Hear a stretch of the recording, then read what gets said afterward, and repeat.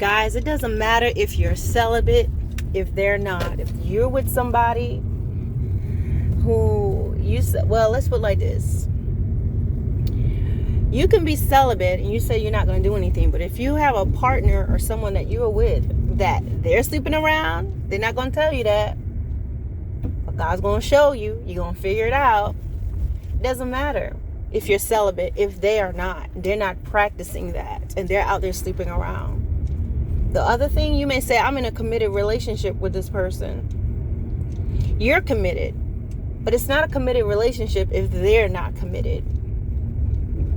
Sometimes you may say, I just want to be with one person. I'm only going to be with this one guy, this one female. I'm not going to sleep around. But it doesn't matter if you have that mindset, but they don't. You're in the exact same danger as you would have been if you were sleeping around with a bunch of people, because you don't know what somebody's doing.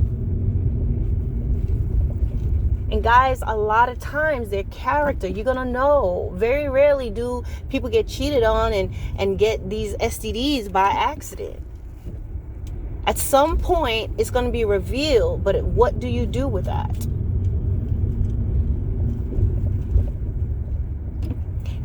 Me as a believer in the Lord, if you are not married, then you should practice abstinence. You can take it or leave it. You may not believe in it. But in the long run, guys, you get it. We live in a society that says, you can sleep with your boyfriend, girlfriend, as long as you're committed and, your fiance and everything. But there's so much more to it than that. Even in marriages, you could be a faithful husband or wife, but you are endangered when your spouse is not. How often is it when you go, and how often are you going to go to get your pap smear and find out you got some rat DNA down there?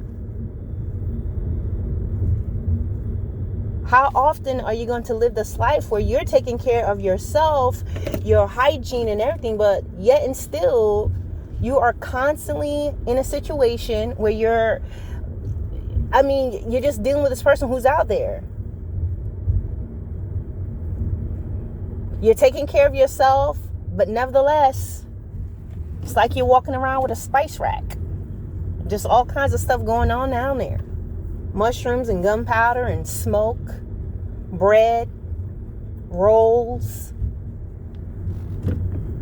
leprechauns. I throw humor out there, guys, but in reality, there's people who's going through all types of things. There are men and women that's going to the clinic. There are men, not only women, men that's going to the clinic because where their wives or their girlfriends have been. And I tell you what, men, when they have to get rotted and they have to, for females, it's still uncomfortable, but it is horrible for a man when he gets an STD and he has to get that check and they have to put that swab down inside his penile lining. And I know some of you men are just cringing even at that possibility. Imagine that. He's faithful. He's keeping himself. And his wife is out there. His girlfriend is out there doing all types of things. But guys, guess what? That's the thing. That's why the Lord talks to us about celibacy, even as singles, because you can get with somebody who you think is a certain way and they're not. And they put you at risk. They put your health at risk. They can change your life. And what does that do? When you get an STD or the person's cheating and doing all these different things, what's going to happen? You're going to lose your peace. You're going to be sad. You're going to be depressed. Sometimes you're going to act out of character, be driven to violence. Different things can happen, guys. So that's why the Lord talks to us so much about, celibacy and waiting on him and letting him choose our partners for us. And then you're married, he'll reveal things to you. And they'll try to trap you. Oh, the Lord hates divorce. The Lord hates an adulterer. He hates the adulteress. The Bible talks about that in the very last book, all throughout the Bible, all the way to the end, where it says the adulterer the liar, the fornicator will not enter into the kingdom of heaven. So if you have a husband or wife that's continually cheating on you, what you choose to do in your marriage and your relationship is up to you. But you're not in the wrong if you decide, I don't want to be with you anymore. Oh no, I will not be walking around with a spice rack anymore. I no longer want to be a part of the mushroom and the gunpowder club. No sir, no ma'am. My pap smear will no longer have rat DNA. It will no longer have frogs and snails and puppy dog tails in it. That's what your pap smear is made of. No, we ain't gonna do that. Because sometimes women, as I told you before, we're receivers. So if that man is out there doing all types of stuff, buffing and shining the community with his self, okay, doing the most, and you're taking care of yourself, and he comes home to you or whatever, or you choose to fornicate, whatever your situation is, and he gets with you and give you all those spices that he's collected,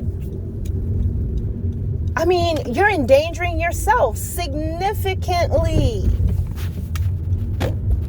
And nobody is worth that.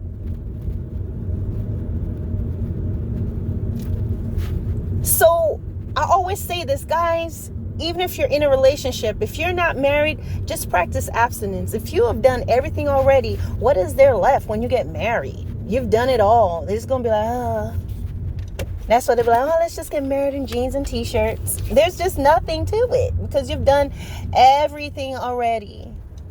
Wait. And it's not too late to practice abstinence if you've been messing up. Ask the Lord to forgive you. Ask the Lord to restore what's been lost. And just watch what he could do, guys. That's going to be so amazing. You practicing celibacy, you being faithful and loyal, but yet in a relationship with a person who shows you that they're not, it's pointless. You're at risk in so many ways. And not only with STD, guys, but also, who are they sleeping with? If they're out there sleeping with somebody whose mind is not straight, could be lying to them and telling them different things, this person could kill you.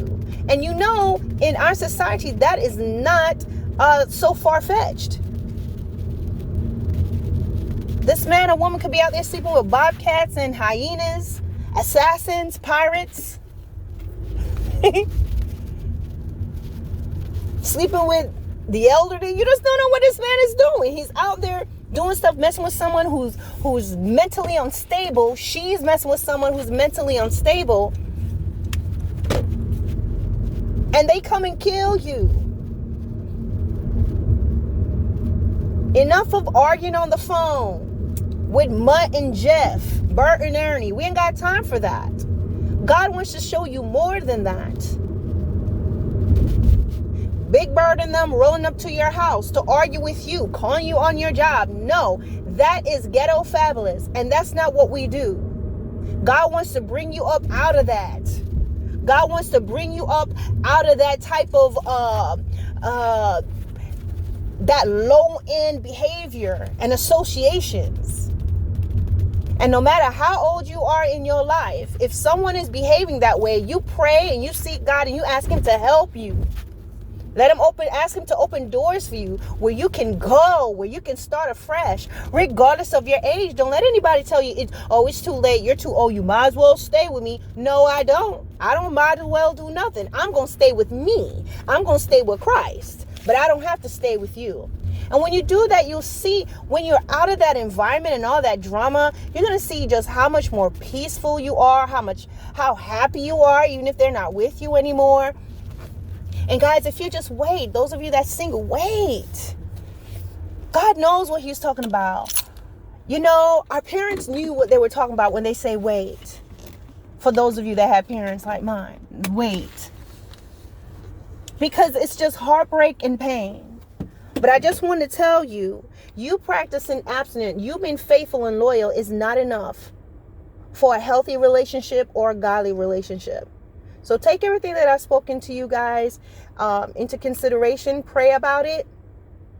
And remember, you can't take back today. You can't go back in time and reverse what's happened, but you can make a change for the future. All right, guys. Peace.